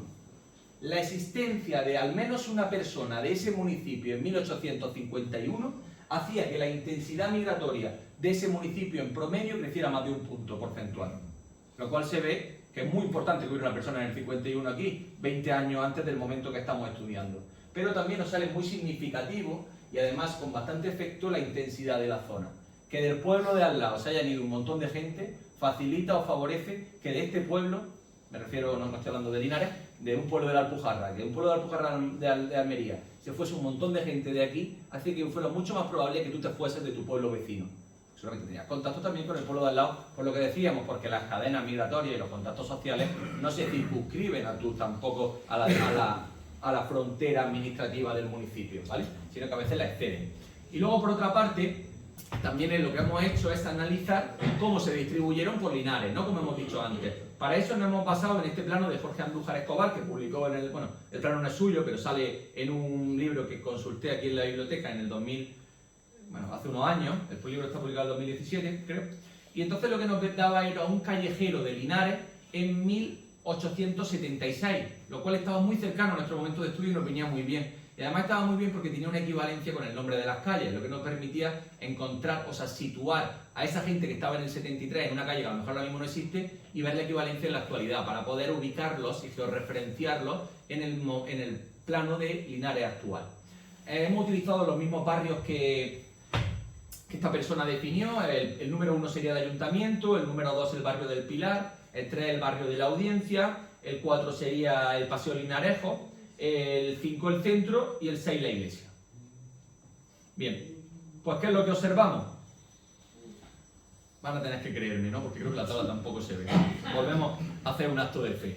¿Qué es lo que observamos aquí? Aquí creo que sí verán que hay colores distintos. Si los migrantes lo hubiéramos soltado y hubieran caído de forma aleatoria en el Linares de aquel momento, en todos los barrios habría el mismo porcentaje que en el conjunto. Es decir, si hay un 20% de almerienses, pues en todos los barrios habría un 20% de almerienses. Si hay un 25% de granadinos, en todos los barrios debería haber un 25%. Pero si en un barrio hay un 80%, será que en ese barrio se están concentrando por algo, ¿no? Lo cual también nos podría indicar este funcionamiento de las cadenas, u otras cosas. También nos podría indicar que es que si son la mayoría mineros, pues prefieren vivir cerca de la mina. Entonces los modelos nosotros hemos controlado también por esos factores, por la edad, por el sexo, por el número de hijos que tenían, por el trabajo que tenían, por la ocupación, por otras variables, y aún así nos ha salido muy significativo el origen para determinar el lugar en el que vivía el Linares. Bueno, ¿y qué es lo que nos sale? Pues nos sale, por ejemplo, que los de las montañas de Granada y Almería vivían sobre todo en el barrio del Ayuntamiento y en el Paseo Linarejo, en un porcentaje muy alto, y en un porcentaje muy bajo en Extramuro y en la iglesia. Ahí no se concentraban los de las montañas de Granada y Almería. En cambio, los de la altiplanicie del norte de Almería sí que estaban bastante en Extramuro, no en iglesia. ¿Dónde se concentraban? Los de la Mancha Alta y la Mancha Baja estaban sobre todo en la zona de Extramuro. Claro, está relacionado con que eran jornaleros, pero también con que eran de la Mancha, porque nos sale muy significativo. ¿Y dónde estaban los de Linares? Sobre todo en el barrio de Audiencia y en el barrio de la iglesia. Esto me interesaba contárselo a ustedes porque nosotros lo vemos y decimos, nos sale bien, el modelo dice que sí, tiene 3 estrellitas, pero seguramente ustedes saben mucho más de esto y de si tiene sentido estos resultados, si son coherentes con la historia que conocen, ¿no? Bien, y lo mismo pasaba con las ocupaciones. No tenía todo el mundo las mismas probabilidades de dedicarse a una ocupación a otra en función de dónde venía, sino que parece que el lugar de origen determinaba en gran medida la ocupación a la que te iba a dedicar. Claro, aquí influyen dos factores. influye las cadenas migratorias que te daban la oferta de empleo, digamos. Primo, ahí están demandando picadores o jornaleros o tal en esta zona, en esta empresa, te puedo presentar a mi jefe, seguro que tal. O luego también las habilidades previas, ¿no?, que caracterizaban a los migrantes de cada uno de los orígenes.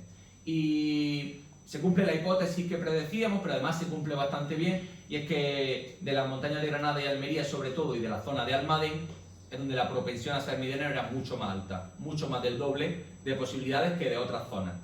Los de la Mancha Baja y Mancha Alta, como hemos visto antes, tenían una propensión, una posibilidad muchísimo más alta que el resto a trabajar de jornaleros, y los de Linares tenían más de 3 veces más posibilidades que el resto de ser propietarios de un negocio. Es decir, no vinieron los de Almería o los de Granada o los de tal a emprender aquí, bueno, ¿no?, desde esta terminología actual, ¿no?, de montar una empresa o venir tal. No, la mayoría vinieron a trabajar. Muchos de los linarenses sí que consiguieron aprovechar quizás estas oportunidades de dinamismo económico que se estaban generando en ese momento. Muchos otros, pues, por supuesto, no. Y bueno, voy a terminar ya para que tengamos un pequeño tiempo para el debate. Señalar ya simplemente unas conclusiones, y es que, bueno, como ustedes saben, durante su auge minero, sobre todo entre 1850 y 1880, Linares se convirtió en un importante polo de atracción migratoria en España en este periodo. Este fenómeno migratorio fue único y fue con características distintas a las que observamos en las principales migraciones interiores de España de esta época. No es una migración del campo a la ciudad, es más bien o del sector agrario al sector industrial, ¿no?, sino que tiene unas características específicas. Una importante cuantía de estos migrantes no provenían de zonas rurales, sino de otras áreas mineras en declive. Además, como hemos visto, los ciclos de explotación de la minería fueron fundamentales para liberar esta mano de obra o jugar un papel crucial en redirigir a los trabajadores hacia Linares. Las variables tradicionales que habíamos comentado antes, como diferencias de salario o como distancia a Linares, funcionan y sirven para explicar parte de los movimientos migratorios, pero no en su totalidad. Para entender los movimientos es necesario también tener también otra mirada, y hay otros factores clave como las competencias profesionales específicas relacionadas con la minería y también el funcionamiento de estas cadenas migratorias que conectaban a las familias y a las comunidades de origen con Linares. Y bueno, en este sentido, el funcionamiento de las cadenas lo hemos identificado a partir de la presencia de pioneros, que como hemos visto fue trascendental o importó mucho en la intensidad de la migración posterior, en la que hubiera una persona de Alhama de Almería o de Arbuñol en Granada, determinaba que en las décadas siguientes el flujo de migrantes hacia aquí fuese mucho más importante que de otras localidades de las que no había nadie. Esta llegada facilitó y fomentó la migración posterior. Luego, por otra parte, vemos que hay una intensidad migratoria y la proximidad geográfica de los municipios de alrededor, es decir, que haya intensidad en mis municipios vecinos de mi zona de origen también favorece que mis oportunidades para migrar a Linares. Y luego, por otra parte, esta influencia de las cadenas se refleja en la distribución no homogénea o la distribución no aleatoria, sino de la población en ocupaciones y en barrios. Y lo que vemos es que, que el origen, como he dicho, no me quiero repetir más, determinaba en gran medida la ocupación o la profesión de la persona y también en gran medida el barrio o la zona en la que iba a vivir. Otro estudio que nos parecería muy interesante y que lo queríamos hacer a continuación es cuánto tiempo o por cuánto tiempo fueron útiles estas cadenas migratorias. Es decir, hemos visto que fueron muy útiles y por eso influyen y se reflejan en la distribución espacial y las ocupaciones. Pero ¿siguieron manteniéndose estas cadenas? ¿Estos lazos con los lugares de origen siguieron manteniéndose o no tanto? ¿O se integró la población en Linares y por tanto ya pierden su conexión quizás con los lugares de origen? La teoría de las cadenas nos dice que cuanto mayor es la diferencia cultural, más fácil es que éstas se posterguen en el tiempo. Sin embargo, seguramente la similitud del idioma, de la cultura y tal, pues hacía que estas fueran menos importantes en los años posteriores, pero es un trabajo que estamos intentando avanzar en ello, ¿vale? Poco a poco. Y nada, bueno, simplemente agradecerles su atención y espero que les haya resultado interesante. Cualquier cosa que quieran preguntar.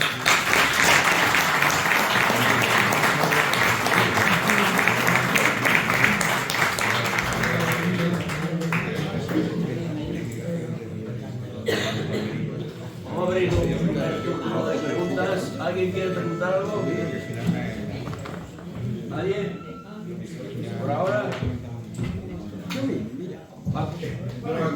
Yo quiero... ahí tienes otra... Hay Paco y después la de este señor. Paco, Manuel y el tercero no lo veo. Por ahora y... Paco y Manuel, ¿hay alguien más? Paco. Andrea, Víctor, gracias, primero gracias. Yo también soy talán. Curiosamente, mi familia no es que quería hacer la pregunta de la vinculación al terruño. Yo soy Maña, de primer apellido, que viene con los trasieros, con las galeras de la Sierra de la Quinta y se vienen a Linares como propietario de galeras a seguir sacando y transportar a Linares. Luego, me ha llamado mucho la atención el factor de integración. En un momento determinado, quizá porque fueron propietarios, entre comillas, ¿no? Mucha miseria, pero propietarios. Entonces se integran en el pueblo, se vinculan con familias del pueblo y se consideran linares. Tenemos que recurrir a esos archivos para decir, coño, si yo vengo de allí de Almería, yo vengo de esa tierra, ¿no? Sí.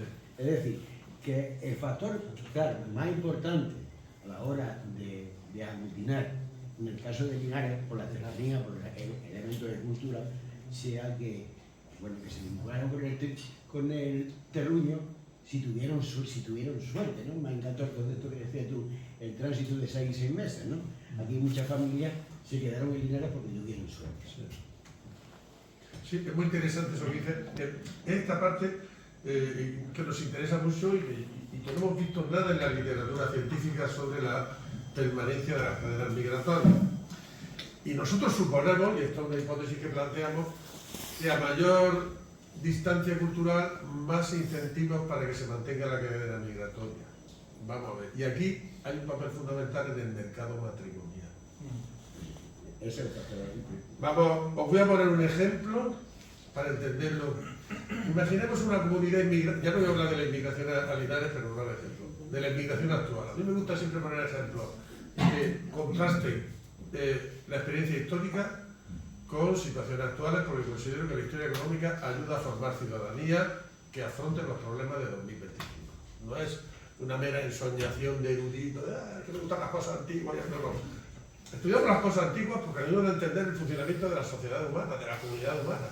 O sea, estos tatarabuelos nuestros eran como nosotros, seres humanos, con sus mismos sueños, con sus mismas... con el nivel... Entonces, estudiando a esos bichos,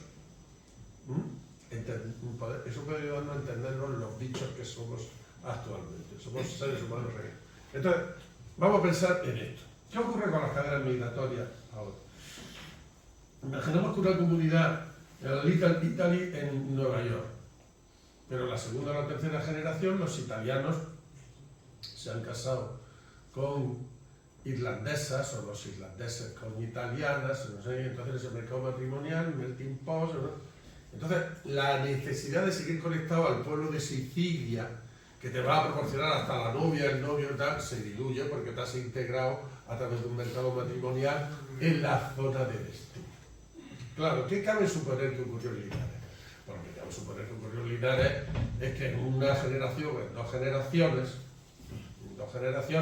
los de origen almeriense, de Almadén, de no sé qué, no sé cuánto, pues casaron con gente de aquí y ya se integraron, y entonces la cadena, ese hilo que te conectaba a tu zona de origen se iba diluyendo, tenías parientes allí y a la tercera generación ni te acordabas y a la cuarta, porque el mercado matrimonial había ayudado a hacer eso.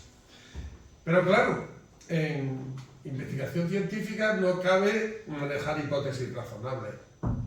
Hay que poner datos encima de la mesa. Toda una hipótesis que todos pueden decir, oye, un tema resuelto, no hay que estudiarlo. Un momento, vamos a ver.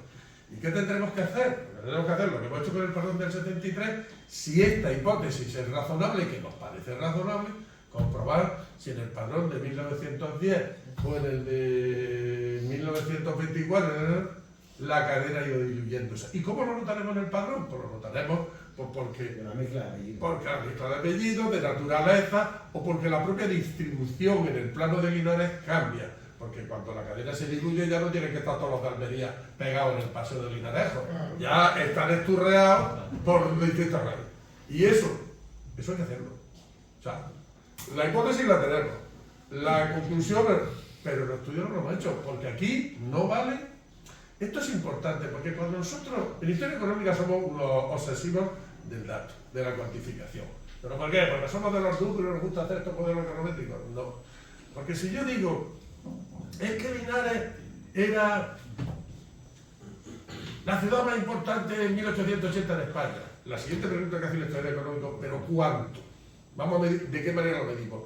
Por tasa de crecimiento, por no sé qué. Y cuando disponemos de datos, de evidencia, entonces esa afirmación se confirma o se matiza.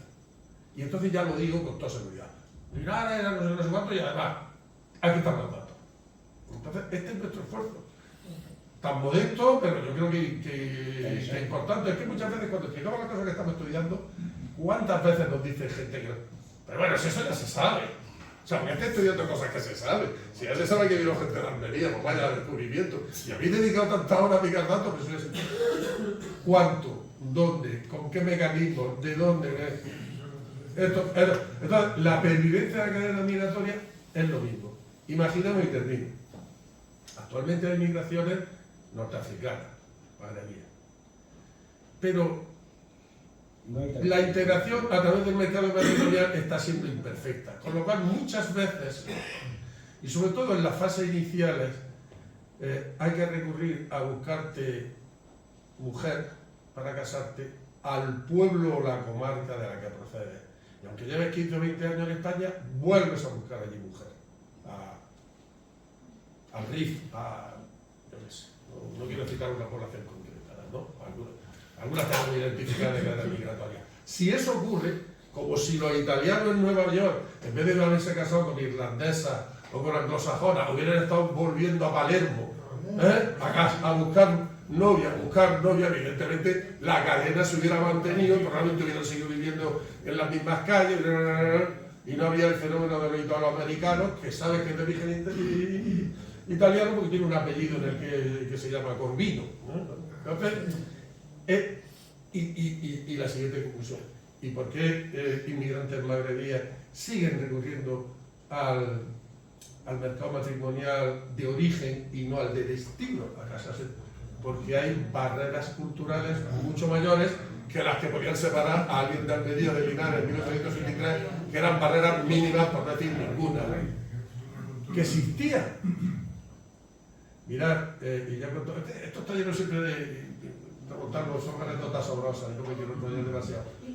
En la Unión, Cartagena también zona que sufre una fuerte migración de almerienses, en la Unión, hasta 1950-60, la emigración de gente de la Alpujarra almeriense fue muy importante en 1870-80. ¿no? O sea, unos tiraban para Linares y otros tiraban para la Unión, para la Sierra Minera de Cartagena.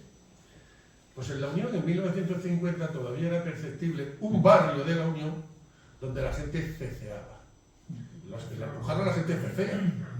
Vamos a mi casa, coce, eso lo hacen los pujarreños. Pues todavía 3 o 4 generaciones después, la gente en un barrio de la Unión ceceaba, el barrio que ellos llamaban de los andaluces, allí en la Unión ceceaban. Pero claro, ceceaban porque no solo habían ceceado los primeros migrantes, sino que se habían casado al principio entre ellos y los niños se habían criado escuchando como idioma materno en su casa el ceceo. Y llegaban al colegio y ceceaban. Luego en el colegio, y al relacionarse con gente de Cartagena y tal, ya se iba diluyendo ese rasgo cultural, para llamarlo cultural, diferenciador. Y ahora ya no encuentra nadie. Yo he ido a la Unión preguntando, aquí hay no cecea nadie, pero hay escrito en 1950 y 60 que hablan de núcleos de ceceo. Esto es muy interesante, ¿no? Es que en la ciudad de Almería hay núcleos de ceceo, en el barrio de la Chanca y Pescadería, de gente que a principios del siglo XX llegó de la Alpujarra. Y claro, si los primos se han casado con las primas y el sonido y el acento que se oye en ese hogar sigue siendo eso, pues te encuentras que reciben en un colegio público. No solo en el hogar y en la calle. Y en la calle. Y que los amigos son los hijos de otros hijos de otros. Y en el colegio, pues te llega una maestra o maestro y te dice, oye, me encuentro los niños que hablan diciendo, ¿de dónde sale esto? Y le dice, de cadenas migratorias del principio del siglo XX. Y el maestro o la maestra alucina y dice, ¿qué me estás diciendo? Una cadena migratoria. Entonces, es un tema, como veis, muy interesante ver lo que dura esa cadena. nuestra hipótesis es que si el mercado matrimonial funciona, se diluye rápidamente. Ahora, si no funciona porque hay elevadas barreras culturales, la cadena persiste. ¿Hasta cuándo? Perdón. Estoy de acuerdo con usted, me pasa igual. No sé el término taranto o el término mangurrino referido a lo de Granada, no he logrado identificar por qué se dice. De Linares a Almería, la Unión Cartagena configuró los cantes mineros, trasiegos de diversas zonas. Los configuró, sí, pero era un batiburrillo grande, no se sabía lo que era Taranto, lo que era Taranta, lo que era Cartagena, hasta que llegó don Antonio Chacón, que fue el que puso orden en los cantes mineros. Por otra parte, sí quería decir que el eterno dilema Linares-Almería, Almería-Linares, pues para mí no tiene sentido. No tiene sentido porque era un cante que se inició en la Taranta, en Linares. ¿Por qué digo esto? Porque ya en 1898 en Linares ya se escuchaba el término Taranta, incluso en Madrid, por mediación de un cantador como Basilio. Cuando en Almería, si usted no me dice lo contrario, yo tengo entendido que se decía cante almeriense, y apareció ya el término Taranta en 1921. Y la verdad, no quiero decir con eso que solamente sea la Taranta de Linares, pero que sí que se configuró aquí se le dio nombre. Y me refiero también a lo de Chacón, que había un batiburrillo grande, y ya, Taranto, y entonces se llama Taranto, el cante de Almería es Taranto, y el cante de Linares es Taranta, y el cante de Cartagena es Cartagenera. Por eso quería decirle que estoy de acuerdo con usted eso. Seguro que usted además conoce el tema mucho mejor que yo, perfectamente, ese batiburrillo, pero a veces, yo cuando estaba en la Unión, que me invitaron alguna vez a un tema de cante de las minas, y yo no soy flamencólogo ni nada de eso, solamente aficionado, y yo le hablaba de itinerarios migratorios y lanzaba mis conjeturas de un historiador económico. ¿A cuánto me interesa? Esto viene bien porque esto... Y lo que yo veía es mucho empeño en... No, es que esto es de aquí, esto es de allí, pero vamos a ver. Esto es resultado, como usted ha dicho, de un batiburrillo de... Vamos a pensar en el blues. El blues está vinculado a la población negra, vamos a ver, afroamericana, de las plantaciones, de Nueva Orleans. ¿Pero cuál es el origen? Probablemente algunos cantos africanos de los esclavos que llegan allí. O sea, llegan allí, viven una experiencia, tienen unas influencias del entorno, tal, aquello se transforma y quiere otra cosa. Y eso es lo que debe pasar en el siglo XIX. Mira, hay una cita que le ha encantado a los flamencólogos cada vez que se la he suministrado, de 1847-48, cuando se termina una varada en Sierra de Gado, antes del boom minero linarense, incluso de los boom mineros de la Sierra de Cartagena de la Unión. Entonces, cuando se termina la varada, eran periodos de 3 meses de trabajo, se liquidaba, se le daba el dinero a los mineros. Entonces, los mineros de Sierra de Gado bajan, dice esa cita, bajan a Berja, digamos, la población más importante allí, dice la cita que sale en la Gaceta de Madrid. Las calles de la población se alegran entre docenas de guitarras que tocan los aires del país en temas desgarrados y no sé qué, no sé cuánto, y la gente, las ventas, las tabernas se habían multiplicado, porque la taberna, bueno, esto ya el reverendo como lo cuenta aquí en Linares perfectamente, o sea, la minería y el desarrollo de las ventas, tabernas, todavía antes que de los cafés cantantes está muy unido. Entonces, esto en Berja, ¿qué es lo que cantaba? Le pregunto, pero lo que cantaba, lo que dice la fuente es esto, que iban con su guitarra. Y estos, probablemente algunos de esas cuadrillas, con la guitarra, vinieron aquí. 10 o 15 o 20 años más tarde. Y aquí, con la influencia de hipótesis disparatadas, de encontrarse con una cuadrilla de Almadén, que en Almadén, por la tradición de trabajo minero, con forzados, incluso con gitanos, había también unas tradiciones de cante. Yo me puedo imaginar al de la Alpujarra, al virgitano con la guitarra, 10 o 15 o 20 años después aquí, con el de Almadén, y con algún canto de siega o de yunque o de no sé, de madrugada, relacionándose y surgiendo otra cosa. ¿Qué importancia tiene que nosotros digamos esto es de aquí? Es el resultado de una mezcla de vinculados itinerarios migratorios, experiencias compartidas, no sé qué. Yo esto es lo que he dicho siempre. Y yo creo que vale para la Unión, para Cartagena y vale para aquí. Bueno, ahora ¿quién se ha ganado el derecho a hablar de esto? Quien se ha ganado el derecho son aquellas ciudades, aquellos sitios en los que hacen valer ese patrimonio de ese legado. La Unión lo hace valer, estupendo. Linares lo hace valer, estupendo. Si Almería lo hace valer, estupendo. Si no lo hace valer, ha despreciado un legado. Pero es el resultado del batiburrillo ese de que usted habla. Por lo bien que lo ha visto el pescado y luego qué es lo que necesitamos lo demás. Yo solamente quiero decir que mis bisabuelos maternos vinieron de Albuñol. Hombre, es que Albuñol es... De Albuñol. Y mi bisabuelo era minero. Luego tuvieron varios hijos. Mi abuela materna se casó con un linarense, por lo que hemos estado diciendo. Y ahí mi madre era cuando ha dicho Albuñol, dijo... Es que está en el número 1. Albuñol de la intensidad migratoria es el número 1. En absoluto. Pero Albuñol es una cosa espectacular. Y eso, porque Albuñol genera cadenas migratorias hacia muchos sitios. Hacia Linares, por supuesto. Pero también migraciones estacionales como mangurrinos, porque los mangurrinos eran los que eran vistos en la Andalucía Baja, en la Campilla, cuando llegaban a Segar, procedentes de Granada y de Almería, los mangurrinos y tal, y mirados siempre en una cierta aprensión, porque eran pobres y encima hacían bajar los salarios, los jornales agrícolas en la época de la siega, porque si los mangurrinos no hubieran bajado a Segar, los jornaleros de Sevilla y Córdoba hubieran cobrado salarios bajos.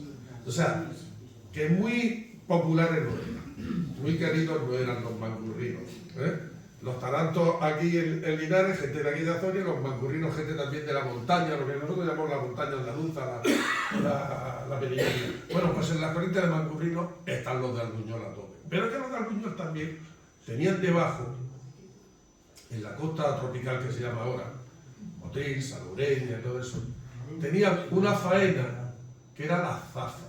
La zafra es la faena de cortar la caña. Entonces, la zafra, igual que la siega, igual que algunas puntas de demanda de la minería, estamos en el siglo XIX en que la actividad económica, ahora vamos a utilizar una frase de economista, bueno, era intensiva en factor trabajo. O sea, poca maquinaria, incluso la maquinaria que había aquí en Linares era para desaguar, no para sustituir trabajo humano por... Ahora, usted va a una explotación minera y las labores de arranque, acarreo de un lado para otro, la hacen robots, la hacen máquinas. Y allí hay alguien en una sala de control. Y ahora mismo la minería es una actividad muy poca intensiva en factor trabajo. Es intensiva en factor capital, diríamos, en tecnología. Pero la del siglo XIX, en España, claro, hay minería en Brasil y tal, que sigue siendo de pico y pala, ¿vale? Como la del XIX aquí. Pero del XIX era de pico y pala, intensiva en factor trabajo. Y recoger la siega, porque no había tractores, por el atraso agrario español, era intensiva en cuadrillas de segadores segando. Y cortar la caña en Motril y Salobreña, intensiva en trabajo cortando la caña. Entonces, cuando había una demanda de esa, de la montaña alpujarreña, bien fuera granadina o almeriense, que además allí habían recogido las cosechas para el mes de abril o mayo, porque allí el calendario agronómico también es curioso que no coincide en distintas zonas de Andalucía. Entonces, hay gente desocupada, que hay que recoger zafra, que van estos desplazamientos temporales. ¿Qué sabemos de estos desplazamientos temporales? Nosotros hemos empezado a investigarlos, pero ahora mismo no sabemos nada. Si usted busca bibliografía sobre migraciones en la España del siglo XIX, de estos desplazamientos temporales, que luego volvían a sus pueblos de origen y tal. Claro, algunos, si veis que las condiciones eran buenas en Linares o en Motril y tal, pues se quedaban. Pero yo sospecho que por cada dos que llegaban, uno volvía. En una migración temporal, pero otro se quedaba. Probablemente fuera. Pero eso, tenemos problemas de fuentes para ponerle datos a esto. Ese empeño que tenemos nosotros siempre de ponerle datos a las cosas, ponerle números, ¿no? Pero sí, Albuñol es... Yo creo que habría que hacerle un monumento a los emigrantes de Albuñol, porque han sido un elemento fundamental de su configuración.